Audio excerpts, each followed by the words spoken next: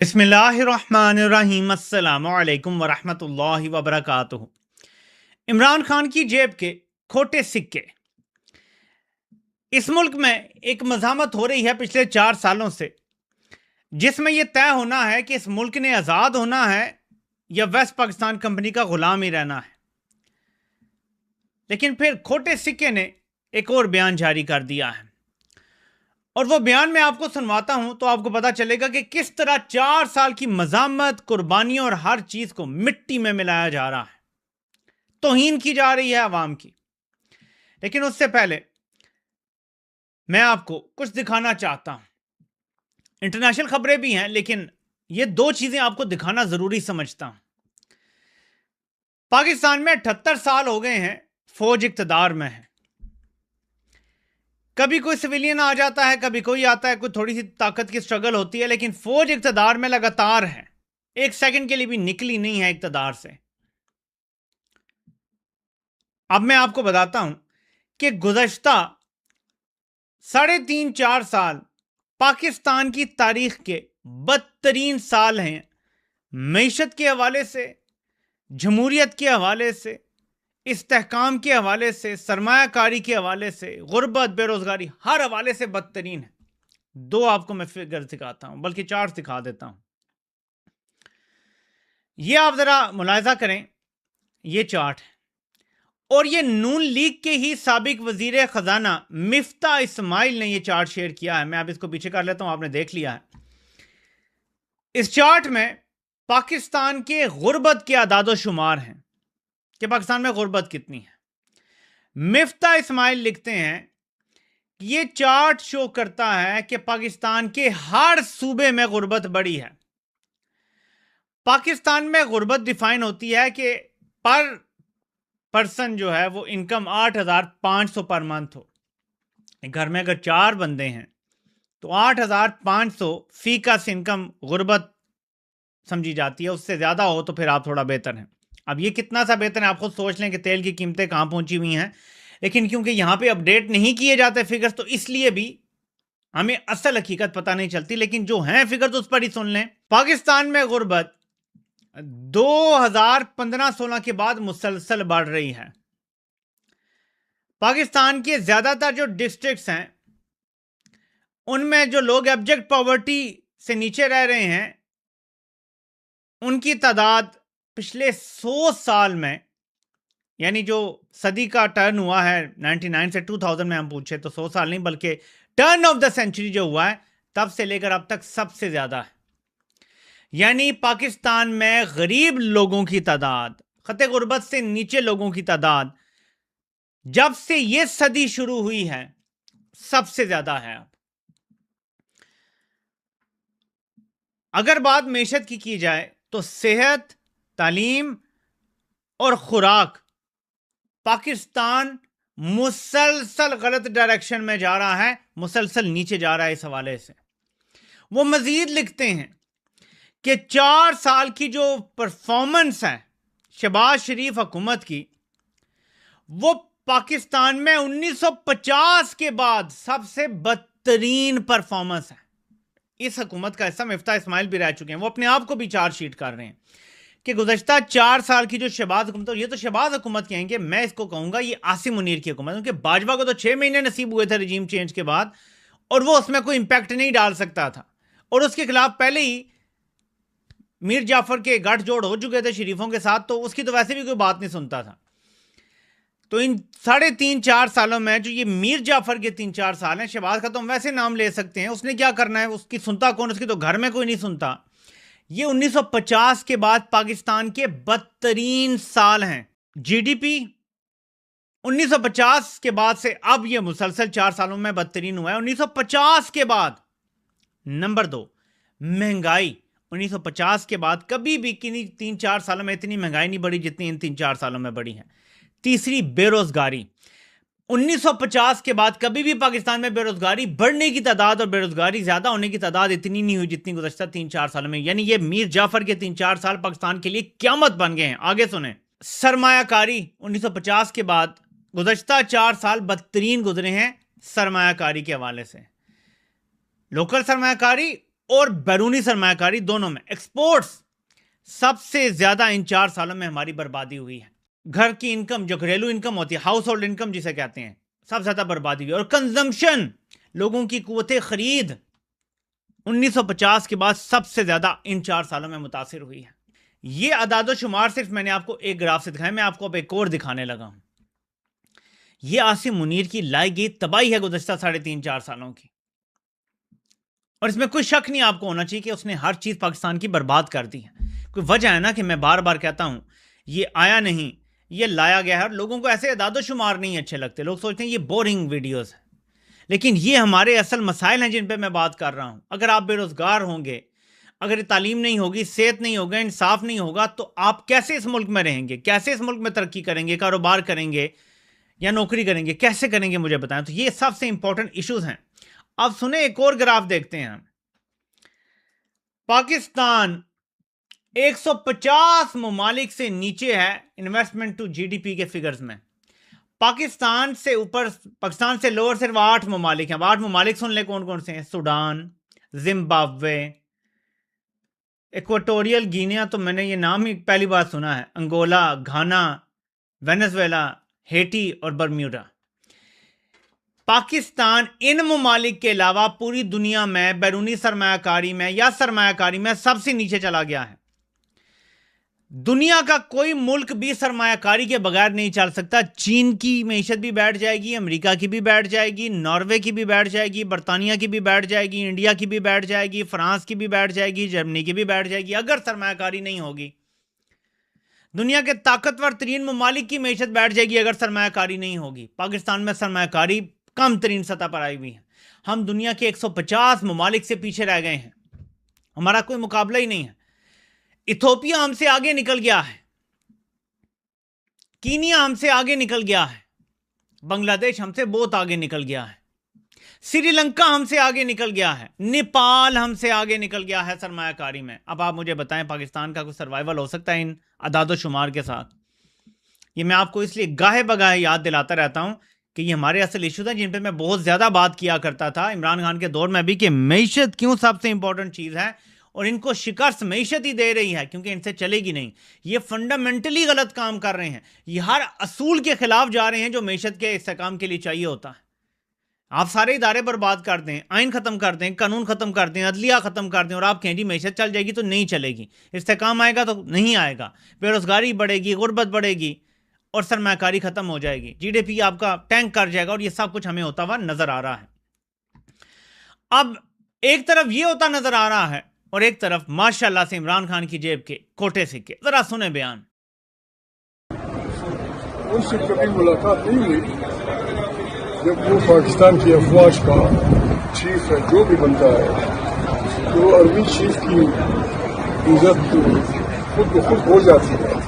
Army chief سے کوئی اختلاف نہیں، ایجنسیوں سے کوئی اختلاف نہیں، افواج پاکستان سے کوئی اختلاف نہیں. لیکن بات یہ ہے ہم ایک آئین کا حلف اٹھا چکے ہیں. اسی آئین کا حلف ہر ادارے نے اٹھایا ہے، ہر آدمی نے اٹھایا ہے، فوجیوں نے اٹھایا ہے، ججز نے اٹھایا ہے. ہم صرف ان سے یہ ریکویسٹ کرتے ہیں کہ جو حلف آپ نے اٹھایا ہے اس حلف کا خیال رکھیں. اچھا، کیا اس طرح بھی فوج اقتدار چھوڑے گی؟ کیا آپ یہ کہیں گے کہ ہمارا آرمی چیف سے بھی کوئی اختلاف نہیں ہے، ایجنسیوں سے بھی کوئی اختلاف نہیں ہے، فوج سے بھی کوئی اختلاف نہیں ہے، لیکن ہم آپ سے ریکویسٹ کریں گے کہ آپ اپنے حلف کی پاسداری کریں؟ کیا 78 سال سے ہم ریکویسٹ نہیں کر رہے؟ کیا فوج اپنے حلف کی پاسداری کرتی ہے؟ لیکن عمران خان کی جیب کے کھوٹے سکے جو ایک کے بعد ایک سامنے آتے جا رہے ہیں، انہوں نے ایک تو موومنٹ ختم کر دی، مزاحمت ختم کر دی، عوام کو یہ کہا کہ کوئی رستہ نہیں ہے، اب تو ہم ڈر گئے ہیں، گھبرا گئے ہیں، اب گولیاں ہیں، بربادی ہے، موت ہے. اور عمران خان ایک ہی بات تو کرتے تھے جب تک وہ جیل سے باہر رہے، 1.5 سال نکالے جانے کے بعد، وہ کہتے تھے خوف کا بت توڑ دو. زندگی موت اللہ کے ہاتھ میں ہے، عزت اور ذلت اللہ کے ہاتھ میں، لیکن ہم سب نے خوف کے بت کی پوجا شروع کر دی. اور ایسے کھوٹے سکے جو اس میں انہوں نے بڑا کردار ادا کیا ہے عوام کو ڈرانے میں، بہکانے میں اور سب کچھ کرنے میں. تو یہ بھی ایک کمپنی کی بہت بڑی خدمت ہے کہ جب آپ کہیں کہ ہمارا آرمی چیف سے کوئی اختلاف نہیں ہے. میں ڈنکے کی چوٹ پہ کہتا ہوں کہ پاکستانی قوم کا اختلاف ہی فوج سے اور آرمی چیف سے ہے، ایجنسیوں سے ہی تو اختلاف ہے، کیونکہ وہ قابض ہیں 78 سالوں سے. اگر ہم یہ حقیقت عوام کو نہیں بتائیں گے ہم جھوٹ بول رہے ہیں. ہم جھوٹ بول رہے ہیں اگر ہم یہ حقیقت نہیں بتائیں گے. ہمارا اختلاف ہے ہی فوج سے. انہیں سیاست چھوڑنی پڑے گی, انہیں اقتدار چھوڑنا پڑے گا, اقتدار کے ایوان خالی کرنے پڑیں گے انہیں. پاکستان کے تمام سویلین اداروں پہ جو اپنے جرنیل بٹھا دیے وہ نکالنے پڑیں گے. ریٹائرڈ جرنیلوں کو جو یہ عیاشیاں دی ہوئی ہیں یہ ختم کرنی پڑیں گی. نادرا سے لے کر وابڈا سے لے کر اور کوئی ادارہ آپ نے چھوڑا نہیں ہے جس میں آپ نے اپنے بندے بٹھائے ہوئے ہیں. یہ سب ختم کرنا پڑے گا. شکر کریں کہ کسی کور کمانڈر کو چیف الیکشن کمشنر نہیں لگا دیتے, کسی کور کمانڈر کو چیف جسٹس اور آئینی کورٹ کا سربراہ نہیں بنا دیا انہوں نے. یہ بھی بڑا احسان ہے ان کا. لیکن ہم کیا یہی کہتے رہیں گے؟ یہ کر دیں گے کل کو تو ہم کہیں گے جی ہم ریکویسٹ کرتے ہیں آپ یہ نہ کریں. ایسے نہیں ہوگا. آپ کی زبان سے کون سے الفاظ ادا ہوتے ہیں وہ میٹر کرتے ہیں. اس سے عوام کا ایک جذبہ ڈیولپ ہوتا ہے. ایسی باتیں سن کے تو عوام اور ٹھوس کر جاتی ہیں کہ جن کو قیادت کی ذمہ داری دی گئی ہے, جن کو اپوزیشن لیڈر بنایا گیا ہے, وہ اپوزیشن میں اتنے ٹھنڈے ہیں کہ میں آپ کو یہ فگر دکھا رہا ہوں اور یہ ایک پریس کانفرنس نہیں کر سکتے جس میں یہ فگر دکھائیں. مفتاح اسماعیل یہ پوسٹ کر رہا ہے جو خود ذمہ دار ہے اس چیز کا, جس نے سب سے پہلے ڈی ویلیویشن کی. چلیں 2017 سے 18 کے درمیان, اور پاکستان کی تاریخ کا سب سے بڑا خسارہ مفتاح اسماعیل چھوڑ کے گیا تھا 2017 اور 18 کے درمیان نون لیگ کی حکومت میں. اس سے پہلے اسحاق ڈار سب سے بڑا خسارہ چھوڑ کے گیا تھا $13 ارب کا. تو وہ لوگ باتیں کر رہے ہیں, وہ کر سکتے ہیں باتیں, ان کی جرت دیکھیں آپ. لیکن ادھر جو اصل اپوزیشن ہے جن کا کام ہے وہ اعداد و شمار بتا ہی نہیں رہے, عوام کے سامنے رکھ ہی نہیں رہے کہ کیسی تباہی بربادی لے کر آئے ہیں. اور کھل کے بولنا پڑے گا کہ فوج ان کے ساتھ کھڑی ہے, وہ فیصلے کر رہی ہے اور یہ بربادی وہ لے کر آئے ہیں, اور ہمارا گلہ ہے ان کے ساتھ, ہم ناراض ہیں ان کے ساتھ, ہمارا اختلاف ہی انہی کے ساتھ ہے کیونکہ انہوں نے انہیں بٹھایا. بھائی 17 سیٹوں پہ شہباز خود بیٹھ گیا, آگے فوج نے بٹھایا ہے نا, تو کیسے ہو سکتا ہے فوج سے ہمارا اختلاف نہ ہو؟ شہباز خود نہیں قبضہ کر کے بیٹھا ہوا, شہباز کو بٹھایا گیا ہے, فوجی جرنیلوں کی طرف سے بٹھایا گیا ہے. تو ہم صرف اعتراض شہباز پہ کریں گے؟ سوال ہی پیدا نہیں ہوتا. میرے پاکستانیوں, اسرائیلی میڈیا رپورٹ کر رہا ہے, اور ظاہر ہے کہ ان کی مرضی یہی ہے کہ جنگ ایک بار شروع ہو جائے. ایک طرف عربیہ دوبارہ کہتا ہے کہ ڈیل کے بہت قریب پہنچے ہوئے ہیں ایران کے ساتھ, لیکن اسرائیلی میڈیا یہ رپورٹ کر رہا ہے کہ انٹیلیجنس رپورٹ اسرائیل کو ملی ہے یا امریکہ کو ملی ہے کہ ایران ایک بہت بڑا اٹیک پلان کیے ہوئے ہے اسرائیل کے اوپر اس بار. اور اس سے پہلے کہ ایران سٹرائک کرے, جیسے پہلے انہوں نے کہا تھا کہ ایران ہم پہ حملہ کرنے والا ہے اور حملہ کروا دیا تھا, ایک بار پھر یہ خبریں چلوا دی ہیں کہ ایران نے بہت بڑا ایک سرپرائز تیار کیا ہوا ہے. اس سے پہلے کہ وہ ہمیں سرپرائز دیں, ہمیں ان پہ اٹیک کر دینا چاہیے. اب بالکل ہم ہینگنگ ان دا بیلنس والی صورتحال سے گزر رہے ہیں. تیل کی قیمتیں نیچے آئی تھیں, پھر تھوڑی سی اوپر چلی گئی ہیں 2-3%. مارکیٹ ڈاما ڈول ہے, مارکیٹ کو کچھ سمجھ نہیں آ رہا کہ کس طرح حالات جائیں گے. تو ایک طرف پھر دوبارہ سے عربیہ ٹی وی کا دعویٰ ہے کہ ڈیل بہت قریب پہنچ چکی ہے, پاکستان کی پیغام رسانی کی وجہ سے ڈرافٹ فائنل ہو رہا ہے اور سب کچھ, اور بہت جلد یعنی آج ہی کے دن شاید چند گھنٹوں میں ڈیل اناؤنس ہو سکتی ہے. اور اگر آج نہیں ہوتی تو پھر ویکینڈ آ جائے گا, اور ویکینڈ پہ حملہ کرنے کا بڑا خطرناک چانس ہو جاتا ہے اگر ڈیل فیل ہو جاتی ہے, اگر مکمل فیل ہو جاتی ہے, انکار ہو جاتا ہے تو پھر. تو یہ صورتحال ہے. ایک اور چیز سامنے آئی کہ اب امریکی میڈیا بھی یہ مان رہا ہے کہ ٹرمپ نے جو بندے بھیجے تھے ان میں کوئی بھی نیوکلیئر ایکسپرٹ شامل نہیں تھا جب پہلی ڈیل ہونے لگی تھی جنوری-فروری میں, جو سوئٹزرلینڈ میں مذاکرات ہو رہے تھے. اور وہ فیل اس لیے ہوئی کہ وٹکاف اور جیرڈ کشنر وغیرہ کو کچھ پتہ نہیں تھا ایٹمی جو مٹیریل ہے اس کے حوالے سے, ڈسپوزل کیا اور اس کے انریچمنٹ لیول کا اور اس کا کیا کردار ہوتا ہے. تو اس وجہ سے انہوں نے بس جا کے بتایا جی ایران نہیں ختم کر رہا ہے انریچمنٹ, اور بس ٹرمپ نے کہا چڑھ دوڑو. اب وہ خود اعتراف کر رہے ہیں کہ ٹرمپ نے 5 سے 6 لوگ جو نیوکلیئر ایکسپرٹ تھے اور جو اس طرح مذاکرات کے معاملات دیکھ سکتے تھے ان سب کو سیک کر دیا تھا. ظاہر ہے کہ یہ سب پلان کا حصہ ہوگا. کو ٹرمپ کو روٹی کو چوچی تو نہیں بولتا, اس نے سیک کیا اور اس کے بعد یہ سارا پلاننگ سے کیا کہ کل کو وہ نہ کہیں جی کہ ایران تو کوئی ہتھیار نہیں بنا رہا تھا. اب دوبارہ کہہ رہے ہیں کہ ایران کو اتنی ہی جتنی JCPOA یا جو بھی JCPOA جو بھی معاہدہ تھا جو اوباما ایڈمنسٹریشن کے ساتھ ہوا تھا اس میں 3.5% تقریباً انریچمنٹ الاؤڈ تھی. ابھی بھی شاید اتنی الاؤ کرنی پڑے گی ٹرمپ کو. 0 انریچمنٹ پہ ایران نہیں مانے گا. لیکن جو سب سے بڑھ کے وہ یہ کہ انرچ یورینیم ایران سے باہر نہیں جائے گا. یہ ایران کی سب سے بڑی لیوریج ہے. کچھ لوگ لیوریج بولتے ہیں, یہ سب سے بڑی لیوریج ہے ایران کی کہ ان کے پاس افزودہ شدہ یورینیم پڑا ہوا ہے جو کسی ٹائم بھی ویپن گریڈ یورینیم میں افزودہ کیا جا سکتا ہے مزید, اور ہتھیار بنایا جا سکتا ہے. جب تک ایران کے پاس یہ ہوگا, ایران کو اس طرح سے ختم کرنا ان کے لیے اتنا آسان نہیں ہوگا, کیونکہ کیا پتا کس وقت ایران جو ہے وہ ویپن گریڈ بنا کے اور ایک چلا ہی دے اسرائیل پہ, پھر کیا ہوگا.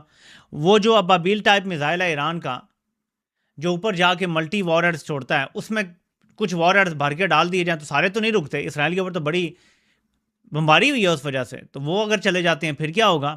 اور خود یہ مانتے ہیں لنڈزے گرہم بولتا ہے کہ اسرائیل ایک بم کی مار ہے، اگر ایک گر گیا وہاں پہ تو ختم ہو جائے گا، اتنا سا اس کی لینتھ اینڈ بریڈتھ ہے ٹوٹل.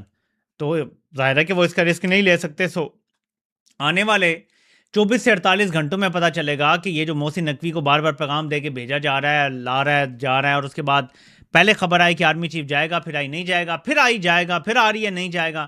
تو یہ جو ڈاواڈول صورتحال ہے، اس سے ہی پتہ چلے گا ہمیں کہ کیا واقعی کوئی ڈیل فائنل ہو رہی ہے، کوئی ڈرافٹ فائنل ہو رہا ہے. اور اگر فائنل ہونے لگا تو یہ فوراً جا پہنچے گا کہ جی میں نے سب کچھ کروایا ہے، میں ہوں بڑا ہیرو ہوں، اور میں ہی سب ہوں، تاکہ کل کو پھر تعریفیں ہوں جی کہ فیلڈ مارشل از گریٹ، اور فیلڈ مارشل نے بڑا کارنامہ کیا ہے، بڑے زبردست کام کیے ہیں. تو یہ تعریفیں تو وہ کروانا چاہے گا، اور کون نہیں کروانا چاہے گا ٹرمپ سے یہ تعریفیں. تو یہ صورتحال بھی آپ کے سامنے میں نے رکھ دی ہے. میں ابھی ایک ویڈیو دیکھ رہا تھا اور یقین مانے میرے آنسو نکل آئے. ایک بندہ اپنے نا وہ بکٹ دکھا رہا ہے جس میں آٹا ہوتا ہے اور خالی وہ پڑی ہوئی، اور وہ کہہ رہا ہے کہ ہمیں جس ساتھ دنیا میں تم لوگوں نے ذلیل کیا نا، مریم کا نام لے کے کہتا ہے کہ جس ساتھ تم لوگوں نے ہمیں دنیا میں ذلیل کیا نا، آخرت میں تم لوگ ذلیل ہوگے. لوگ بے بس ہیں. ایک میں صحافی کا دیکھ رہا تھا، وہ سوال پوچھ رہے تھے کہ اتنا ظلم جبر اور اتنی غربت، بے روزگاری بڑھنے کے باوجود، مہنگائی بڑھنے کے باوجود عوام پر اصرار طور پہ خاموش ہے، کیا وجہ ہے؟ دیکھیں دنیا کے کسی اور ملک میں اتنی لاقانونیت، اتنی بے روزگاری، اتنی مہنگائی، اتنی تباہی ہوتی تو لوگ سڑکوں پہ ہونے تھے کہ ہمارا حق دو بھائی، ہمیں یہ کیا کر رہے ہو تم لوگ، جہاز خرید رہے ہو. یعنی اتنی غربت کے باوجود اگر کسی حکومت نے جہاز خریدا ہوتا نا تو لاکھوں لوگ سڑکوں پہ نکل آتے کہ بھائی جہاز واپس کرو، نہیں تو ہمیں پھر فنڈ دو. پاکستانی خاموش ہیں، اتنے خاموش ہیں کہ یقین نہیں آ رہا کہ ہم پاکستانی اتنے ٹھنڈے ہو گئے ہیں. دیکھیں کئی بار کہا جاتا ہے کہ خاموشی کسی بڑے طوفان کا پیش خیمہ ہوتی ہے. مجھے ایسا لگتا ہے کہ ایک دن کوئی چنگاری بھڑکنی ہے، انہوں نے کسی کو خدا نہ خواستہ انہوں نے کسی کو کچھ ایسا مارنا ہے، ویڈیو آ جانی ہے، کسی کو قتل کرنے کی ویڈیو آ جانی ہے، کچھ ایسا ماحول بننا ہے کہ یہ چنگاری جو ہے نا یہ آتش فشاں بن کے پھٹ جائے گی. کیونکہ دیکھیں آپ کتنی دیر دبا سکتے ہیں عوام کو، ایک دن ان سب نے اکٹھے ہو کے نا تو پریشر اٹھا کے پرے پھینک دینا. ابھی دبایا ہوا ہے، ابھی عاصم منیر کا بوٹ پوری قوم کے اوپر پڑا ہوا ہے، 25 کروڑ لوگوں کے اوپر عاصم منیر اپنا بوٹ رکھ کے کھڑا ہوا ہے. لیکن کسی وقت 25 کروڑ کو جب اپنی طاقت کا اندازہ ہو جائے گا تو وہ کھڑے ہو جائیں گے، اور وہ کھڑے ہو گئے تو وہ گر جائے گا. 25 کروڑ نے صرف کھڑا ہونا ہے، کچھ کرنا بھی نہیں ہے. ابھی جھکے ہوئے ہیں نا، صرف اپنی کمر سیدھی کر لینا تو وہ گر جائے گا. یہ بلا گر جائے گی اور پاکستان آزاد ہو جائے گا. کیونکہ ایک بار یہ بلا گر گئی تو اس سے تگڑی کوئی بلا نہیں آنے والی. باقی آنے والے سب ڈریں گے کہ عوام کھڑی ہو گئی ہے بھائی، اب ہم نہیں پنگے کر سکتے. مجھے لگتا ہے کہ یہ جو خاموشی ہے نا یہ کسی بڑے طوفان کا پیش خیمہ ثابت ہوگی. ایک دن یہ لاوا پھٹے گا اور ایسا پھٹے گا کہ یہ نظام کو بہا کے لے جائے گا. ہم نے صرف اس کی طرف تیاری کرنی ہے اور کھوٹے سکوں کی باتوں پہ نہیں آنا کہ آرمی چیف سے کوئی ہماری ناراضگی نہیں ہے، لڑائی نہیں ہے، ہماری فوج سے، ہماری ہے ہی آرمی چیف سے، ہے ہی فوج سے. وہ جب تک اقتدار سے نہیں نکلیں گے یہ لڑائی جاری رہے گی. جب تک وہ اقتدار کے ایوانوں کو خالی نہیں کریں گے یہ لڑائی جاری رہے گی. وہ بیرکوں میں جائیں گے تو یہ لڑائی ختم ہوگی، ٹروس ہوگا، پھر بیرکوں میں جانا پڑے گا اس کے لیے جو خارجہ پالیسی اور یہ بیرونی دورے یہ ختم کرنے پڑیں گے. اس کے لیے ٹرمپ کو جا کے معدنیات بیچنے والی تصویریں جو آنی بند کرنی پڑیں گی. یہ کام سویلینز کا ہے. تو اصل اس چیز کو ہم نے لے کے چلنا ہے اور ایک دن اس چنگاری نے انشاءاللہ آتش فشاں بننا ہے اور یہ لاوا پھٹے ہی پھٹے، زیادہ دیر رکنے والا نہیں ہے. آپ سے انشاءاللہ پھر ملاقات ہوتی ہے پاکستان ٹائم رات کو 11 بجے. اللہ پاک آپ سب کا حامی و ناصر ہو. آپ سب کو سننے کا بہت بہت شکریہ.